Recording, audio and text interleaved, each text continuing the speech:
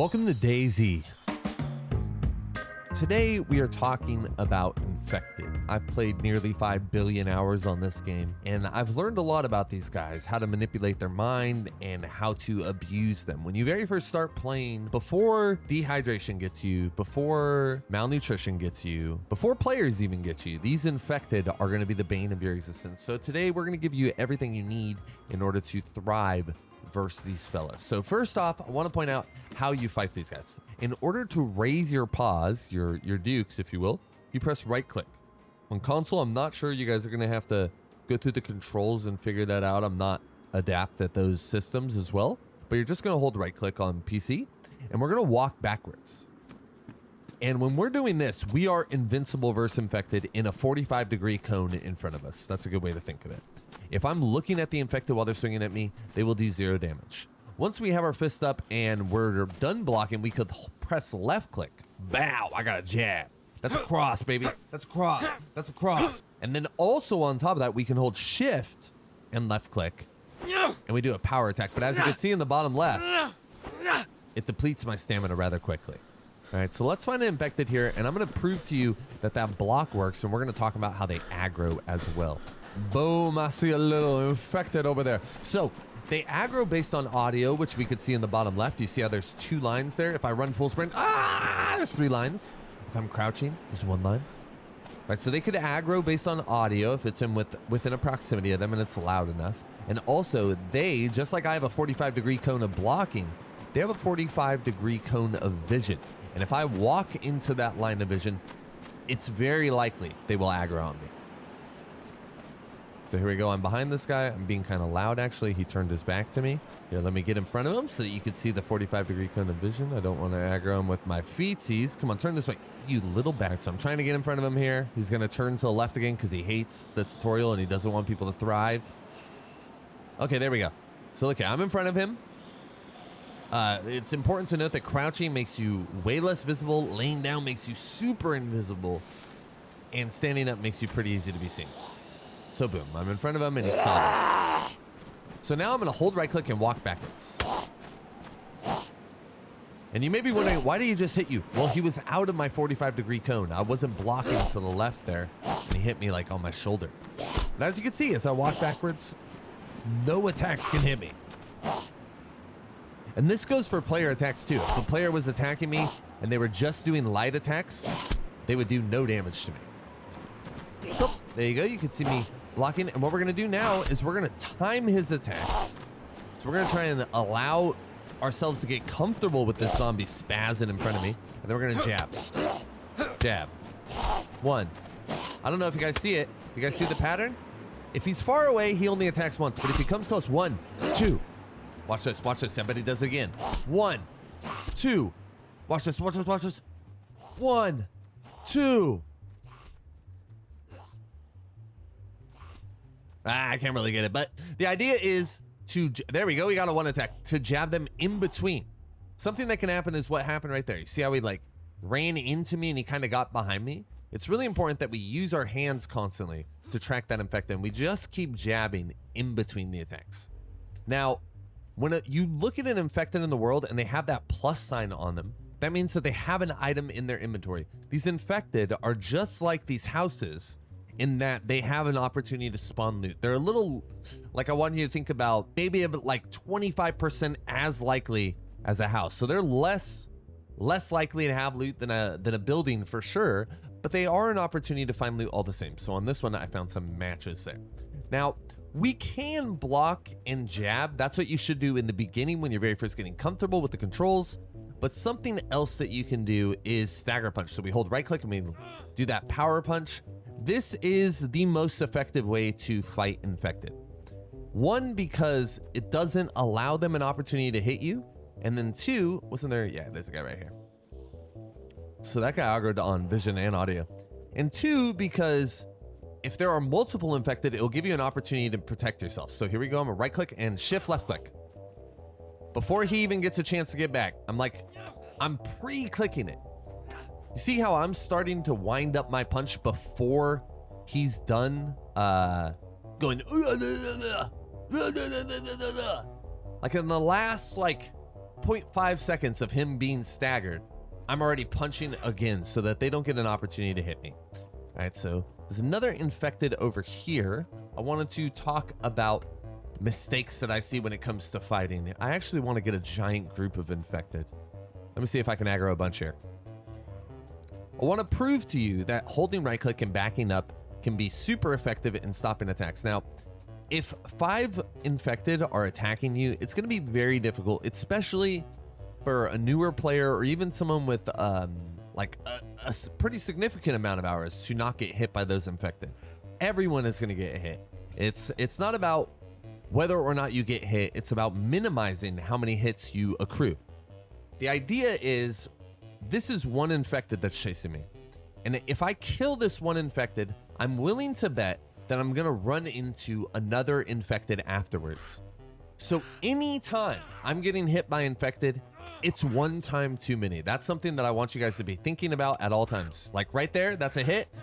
If that happens once, not a big deal. If it happened 57 times, now we're talking about a big deal. So this one spawned a little bit of loot on him. And something you can see, this one has a plus sign on him, but when I press tab, there's no inventory in the loot. It's because they have an item on their person. If I take this off of them, no more plus sign on the infected, right? But let me get over here where there should be an army of infected. Maybe I'll even shoot a gun. For those of you that didn't know, I have admin on the server. Watch this. Wow, it's daytime. Also, I got an AK. So now we got an army of infected over here. We got 5 of them. And we're just going to block. Check it out. This is sort of the first step in understanding infected, is knowing that you can just block them. Ooh, she kind of rounded me there. You see that? That is the danger of having a bunch of them, is that as they're running at you, they're going to round.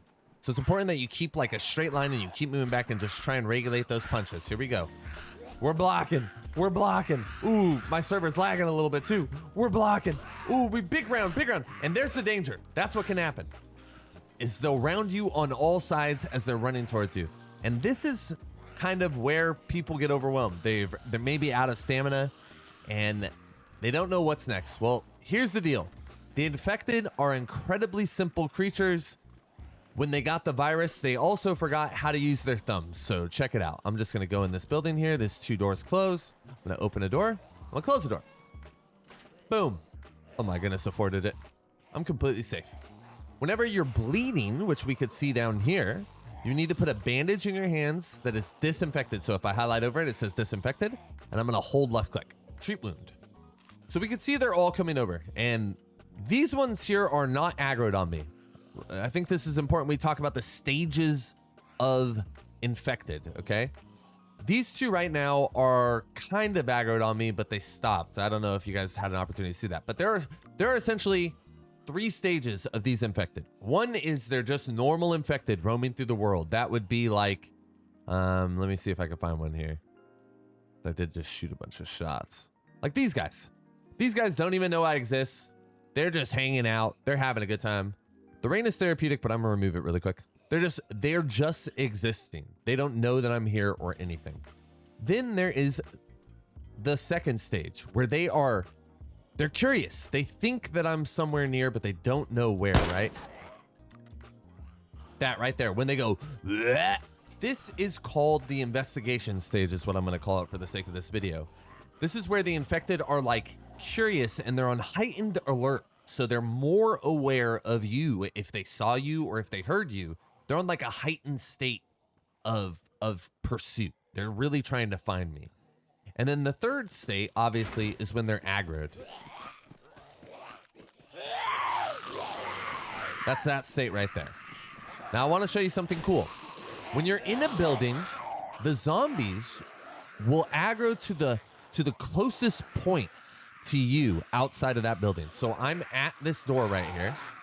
So if we see I'm right here, the zombies are going to the closest location to me in that building. Now, this seems like not important, but check this out. If I go right here, we're gonna get all the infected to maybe jump over this fence. Here, let me re-aggro them so that I have them all aggroed on me.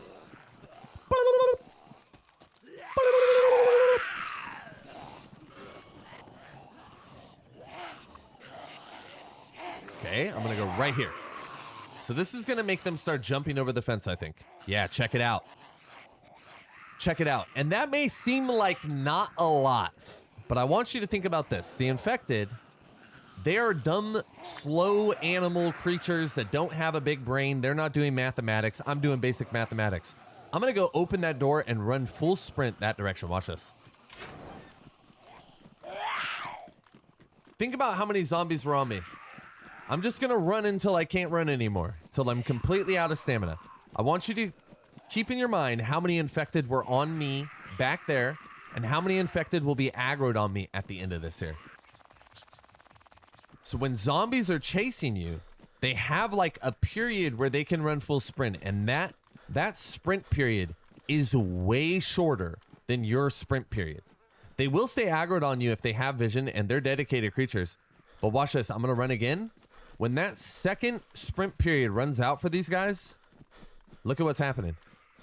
They're losing interest one at a time. And yes, there may be a couple that stay dedicated to you, but if you just keep running in a straight line after getting that leeway. Now, I just really quick want to go back because I want to really explain everything that happened so it's very digestible for everyone. Oh, what the hell? Oh, I'm lagging so bad. Okay, when I was right here in the corner, the closest point that those infected could aggro to was right here, and they jumped over the fence, okay? Now, why that's important is because in order for a bunch of those zombies to chase me across this field, they then would first have to jump over the fence, which just gives me a little bit of buffer in between me and them, which allows me to then outrun their aggro, right? Because they need to be close and looking at you in order to maintain that aggro. So something you can do is not only was I placing them farther away from this door where I'm going to run out and then run full sprint blitzkrieg that way, but also I was giving them an obstacle to deal with. And that's something we're going to talk about a lot in this video when we talk about locking infected into a building. We use obstacles in the world to really manipulate their mind. I hope that's digestible for you. The zombies are going to go to the closest point in the building where you are located. When I was right here, they were right here. When I moved right there, the closest point that they could get to me is right here on this side of the fence. Okay, here I'm in a building that's much longer. I could put them in this corner over here, aggro all those infected over here, and wait for their aggro state to kind of lower a little bit so they're a little less interested in me. So I would just listen, and then I would run over to that door and out, right? So boom, I'm hearing them kind of roaming around a little bit. Like this one is a little bit de-aggroed. I think they could see through that crack in the wall. They can. There we go. Sorry. So if they could see you through a wall, they're not going to lose aggro. Okay, they're going to stay on you. But watch, I'm going to run over here. Now, because they're on the opposite side of the building, I have a little bit of buffer before they even aggro, and that gives me that space that we talked about earlier. Then now I have this giant gap in between us. When they do run out of stamina, which will happen in maybe like 3 seconds here, they're going to have that big pause in their run, right? Let me put my stamina on. Right about there, boom. Because I already built that gap based on running from the opposite side of the building, now that gap is even more. It seems like such a small thing, but it ends up being a great deal. This next thing is something that I see pretty much every new player do, and they probably heard it from a friend, and it is very true. Let's say there's more infected than you could possibly manage chasing you, and you see a car. You can just go on top of this car, and these infected are helpless versus you. They're never going to be able to hit you. They're never going to climb the car. They're never going to be able to do really anything. And now the benefit of this is now I could just sit on top of the car. I could just jab away these guys till they're all gone. But I'm going to fast forward this, and then we're going to process after I fast forward.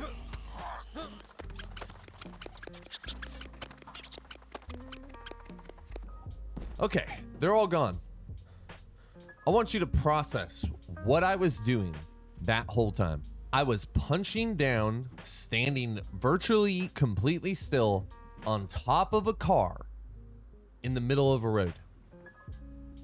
Now, if you're on a completely empty server with 0 other players, this is a fine mechanism to defeat zombies. You're climbing on top of something where you're completely immune. But sometimes, one, there's not going to be a car for you to climb on. And then what? You've depended on this skill that virtually makes you invincible versus the infected, but is dependent upon you having a car nearby. Okay, so this is something that you can do, but more importantly than that is the fact that I'm standing completely still.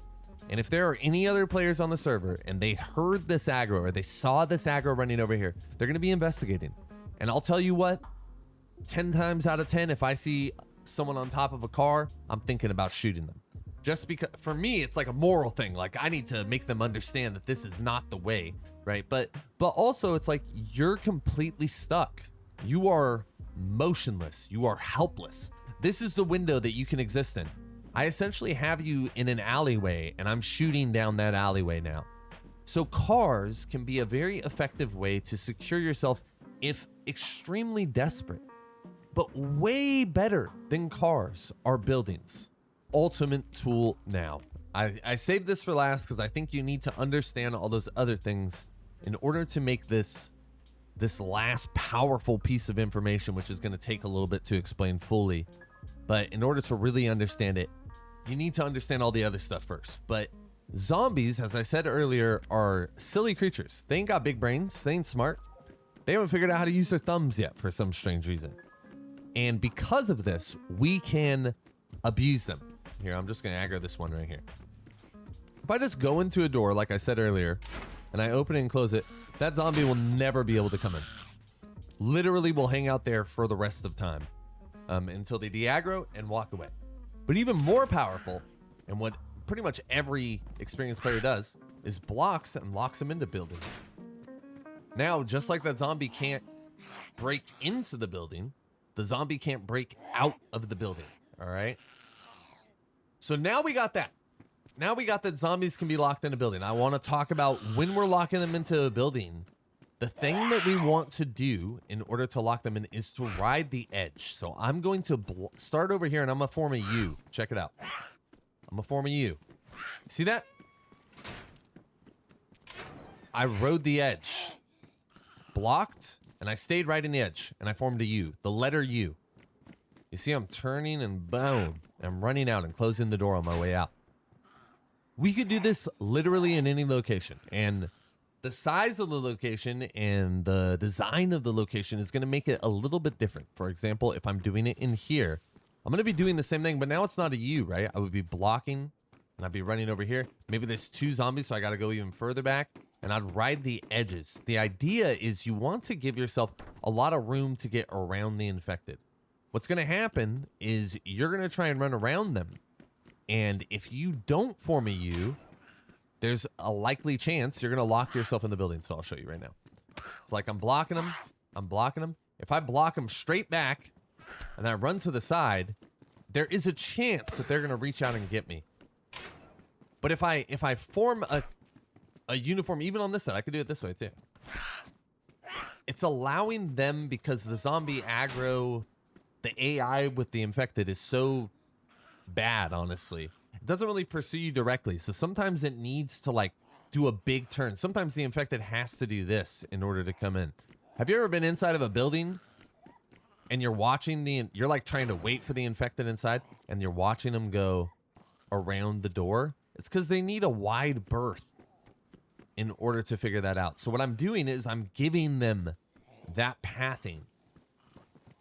I'm like feeding that pathing to them, okay? I'm going to shoot an AK really quick. Now we're going to combine sort of two of the philosophies we've talked about. We explained that locking zombies in is by far the most effective method in order to deal with these guys. And we've also talked about that if I go to the wall of a building, the zombies are going to aggro to the closest point to me. So now I'm going to show you why these sheds in particular are the most broken building to lock infected in. Hello, infected, come to me. If you didn't know, they also aggro on your voice. So if you press up or down on the directional pad, it'll change how many bars you're speaking with. And that will be one being whisper, two being, oh, I only downwards, that's why. 2 being normal, and 3 being shout. Full aggro to that. So I'm going to use a couple philosophies here. Check it out. I'm going to swing wide bursts around this. I'm going to get that last zombie out of there. Oh, I'm trying to open that last door really quick. All right.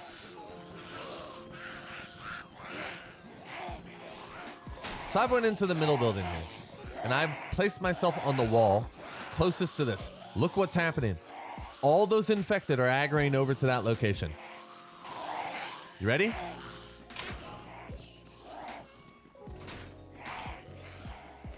Yeah, I didn't get every infected, but I want you to just process all those zombies that were messing with me. And did you see what I did there? I did a wide berth again. I did a wide berth there. Oh, another infected. Check it out. I'm going to do another wide berth. I'm going to aggro him on me. Boom, wide berth. I don't even have to block. I just have to run around. Close the door. How many infected do you think are in that door right there? The first door. Because let's say you were this person and you shot somebody, you got all their gear, but then you had 50 zombies on you and you didn't know what to do. Well, you could just do this. 1, 2, 3, 4, 5, 6, 7, 8 infected in that one door there. So with just 3 garages, I have solved pretty much infinite infected. And I want to also point out, let's say you only got like 5 in that first door and you still had a bunch of infected over here. You could just do the same thing on the opposite door. You just need to make sure 2 doors are open next to each other, right? I'm gonna go right here. What's gonna happen? All those infected are gonna come over here. And I'm gonna try and run out and close the door on them. Boom, one more. And boom, we made it. The next thing I want to talk about is how patience is the zombie destroyer. So here I have 1, 2, 3, 4, 5, 6, 7, 8. I got like 8 zombies aggroed on me, right? And I am just laying prone in this building here. Not doing anything but laying prone. And because there are no windows for the infected to see me on, there's nothing to refresh their aggro. So what's going to happen is over time, they're going to slowly de-aggro, which is now. They're in the investigation state, like we talked about earlier. They're like heightened awareness. They're looking for me, but they don't know where I'm at. They're starting to look around the area now. And then eventually they're going to roam away from the location because they're investigating around to try and find you.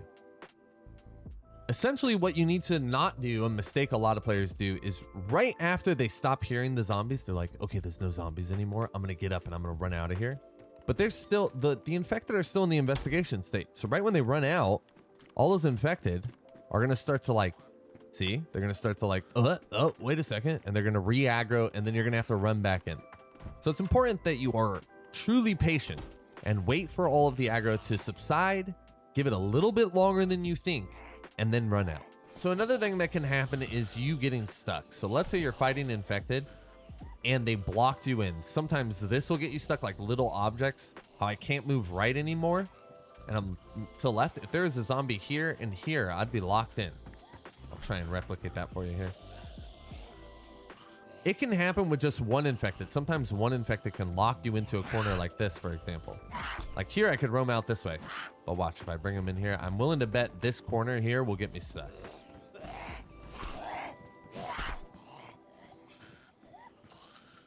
Boom, right there. If I run, I'm stuck. See that? I can't run.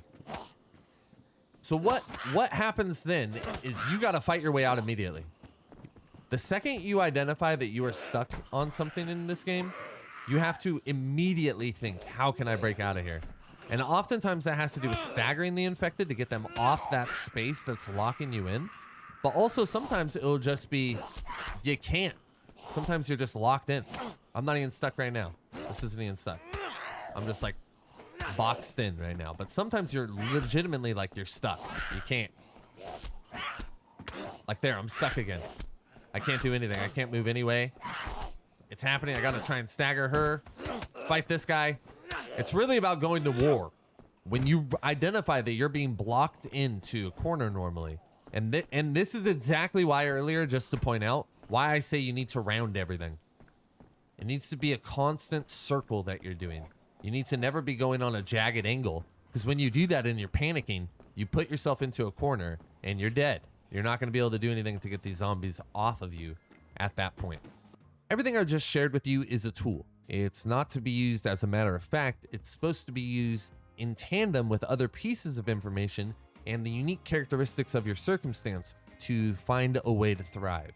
Ultimately, infected are something that are omnipresent, so understanding that and understanding how to navigate them is one of the most important things in building your journey as a survivor in Shannars. I think most importantly, just take care of yourself. Make sure you're not trading blows with an infected. Punching an infected one-to-one and just punching them in the head over and over. If you see an experienced player doing this, you may think it's okay, but it's probably because of a bunch of other variables that player is aware of that you're not thinking about. Do not get hit by infected, continue thriving, and be good to each other out there. Or don't.